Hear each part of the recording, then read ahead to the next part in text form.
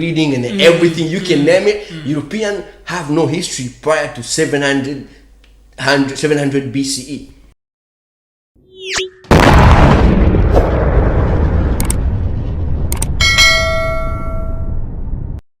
When they took you from Africa and they banned you from being called Kunta Kinte, and they took us on that westerly course, then they forced us into their names. And they called us Smith, Jones, Robinson, Green, Brown, Hogg. A black man called Mr. White. And when we go to China, and we put our passport down, and the Chinese immigration control official looks at that passport and he sees Mr. White, he expects to see a white man. And when he sees the black man, he says, uh-oh, this man doesn't know who he is. But many of us as black people today, we're very foolish people. Because we don't understand why another man gives you his name. Because when he gives you his name, the giving of another's name denotes possession. It means he owns you. As long as you're walking in another man's name, he knows he owns you.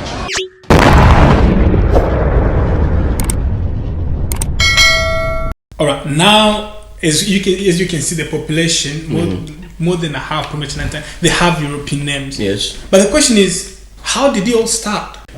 With what I think and what I've read, it all started with colonialism. It all started with colonialism. So mainly Europeans, and when it was that period of the scramble for Africa. So I think what they did is they use also Christianity as a weapon to lure people into changing their names and all that. And I can say it was forced upon, like people didn't choose before people didn't choose the names. So it was forced upon them. Like, you know, they'll tell you, for you to be like a good Christian, you have to change your name. Your name doesn't sound right, or it sounds bad. Because what I think, it sounded bad to them because they didn't know the meaning. They didn't know how to pronounce the names. So they're like, oh, maybe your name doesn't sound right, or it's connected maybe to voodoo and stuff like that. They let people in, and people believe that. And some that couldn't take the names, they had to beat them, like torture them bad until they changed the names.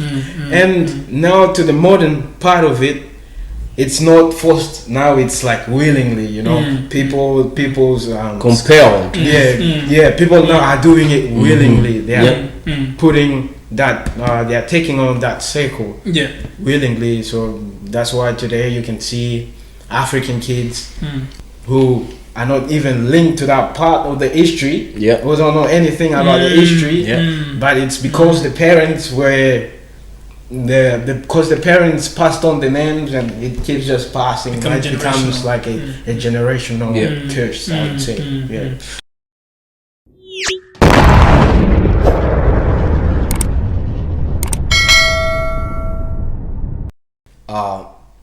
In order to conquer a people, you have to take away their culture, their identity of who they are, their spirituality. Once you demonize that, once you destroy that, now you have a vessel. You have something you can use for anything. Because without your culture, without your spirituality, without your identity, you are nothing. You're lost. In Swahili they say, mkatamila ni mtumwa. Like when you reject your culture, when you reject your tradition, you are a slave. You are dead. Everybody know that quote, that African quote. So this explains everything. It explains why Europeans felt the need to impose their names on us, to impose their culture on us. Remember during slavery, when a slave master owned slaves, so they will be called by the slave's master's name. This means ownership. It means that I own you. So if you have my name, I own you. Wherever you go, whatever a slave would run to, they will be captured and they will be sent back to the slave master, because it means they were owned by that slave master. They became a private property of that person. This is how names happened. It wasn't fun. It wasn't cool. It wasn't cute. It was a form of ownership. And so during colonialism, it was the same. When slaves, when we were under colonialism, because we were under European colonialism, we were under Belgian colonialism. For instance, Congo, we had to have Belgian names to assume to be owned by the Belgians. So we had to have French names, and this was forced upon us. It wasn't fun. I'll give you an example of the hand chopping of Congolese people. Most of this, of course, was because some of the Congolese people did not meet the work, that we could not satisfy the need of Belgium. But other part was most of the hanging and lynching that happened. It was because most of our ancestors resisted taking on this name. Because once you like I said, mkatamila mtumwa, once you allow someone else's culture into your identity, you give up your own. And once you give up your own, literally you've given up on yourself. You've lost yourself. This was, and so people were beaten, cut into pieces, hanged on the cross and trees and every like it was horrible. It was the most inhumane thing that was done by people, so that we could straight away change the names. And people, of course, did give into it. One example one movie that tend to demonstrate how this was done is the movie The Roots. Most of you know the movie by the name Kunta Kinte, who is the main character of the movie, and how the slave master would come in the first day and he would beat him up and he would tell him, your name is Toby. And this guy said, no, my name is Kunta Kinte. And he would beat him up again the next day, and the next day he would beat him up until the day when Kunta Kinte would say his name is Toby. But Kunta Kinte would not say it. So he somehow cut himself loose and he started running. This is one of the resistance, to show one of the resistance, but it just shows you how cruel the system was on forcing these names on our ancestors. It's not something the ancestors embraced willingly. Even if you mentioned something about our parents passing on this colonial legacy. At the beginning, of course, it was fear. If you didn't name your child, if you didn't give your child a French name, you don't have your child will be killed. So the only way to assume the survival, you have to name them after the slave masters. But now, like you say, now we're just passing on these names because we've lost this part of history, and because of Christianity, they've made it feel like we are all in this together. That it's okay to have those names because they make you Christian. But they make you close. They make you close to God.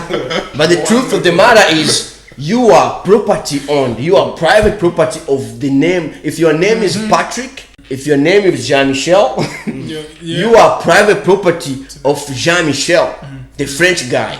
Very good point you guys mentioned, that when you have someone's name, you are their property. So I just want to break to you who's watching. If you have someone else's name, you know what that That's means. no African. And in my traditional language, we say "hiaben hitagira kuya," which simply means someone else's does not give warmth. Afterwards, after the colonial, parents were still giving children these names, which I believe personally is the brainwashing and the mindset of colonial. Someone else's legacy to continue into someone else's land. They have to be a system that is allowing that to continue. Let's talk about religion and education. I'll probably start with the religion, because religion starts before education.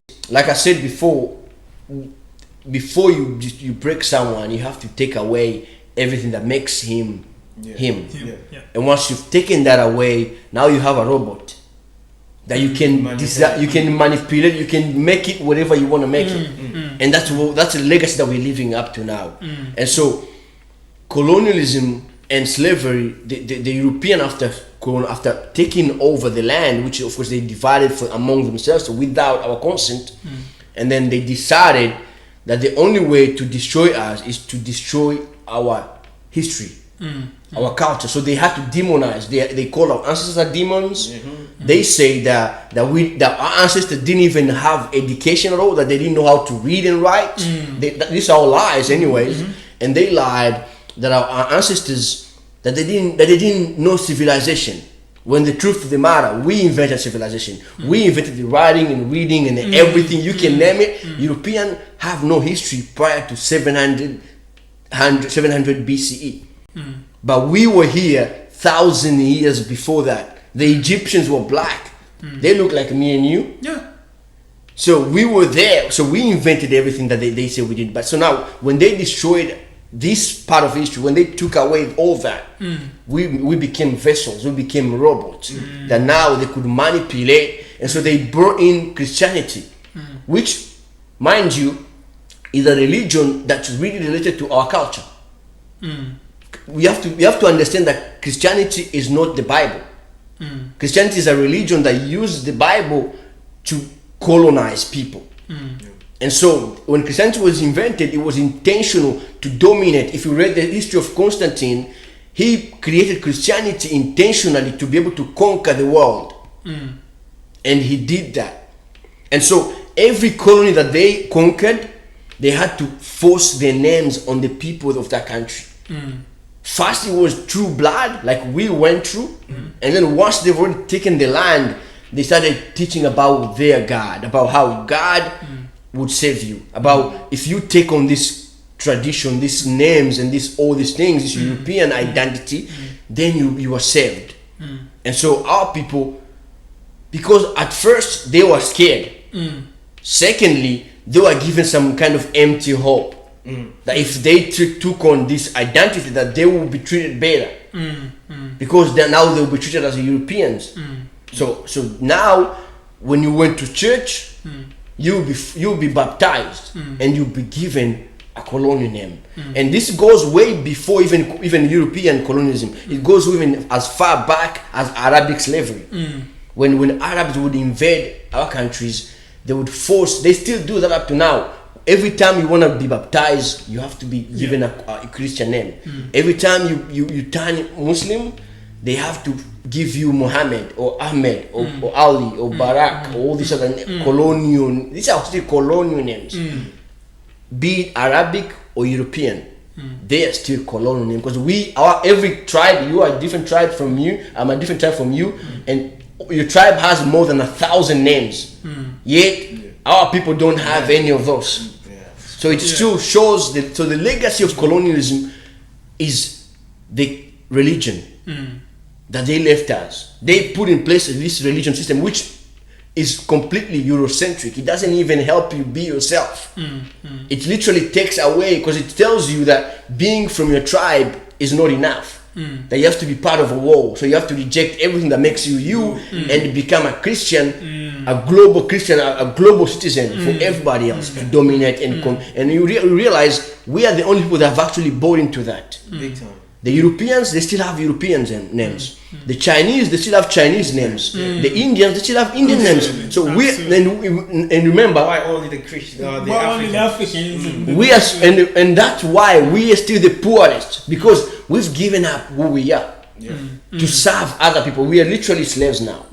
People will tell you I'm saved by the blood of Jesus, but they don't really understand what that means. As long as you still have a French name or an English name, whether you are Christian or you are Muslim, even if you've been baptized 100 times, you are still a slave, because that name means private property of someone else. And so the funny part even about religion is that the Bible that they were using during colonialism was not even a complete Bible. It was called the slave Bible, which was mainly to prepare the black people to be submissive. That's why they would talk about turn the other cheek. Those kind of things like slave obey your masters. Verses that really prepares you to be obedient to someone who is oppressing you. Rich person, which is most heaven. Exactly. Which is things that we still even embracing up to this day. So now education system came in, and it was really just to completely now whitewash everything that was already there. So during the education system, they prepared a school curriculum that taught black children that their ancestors had nothing.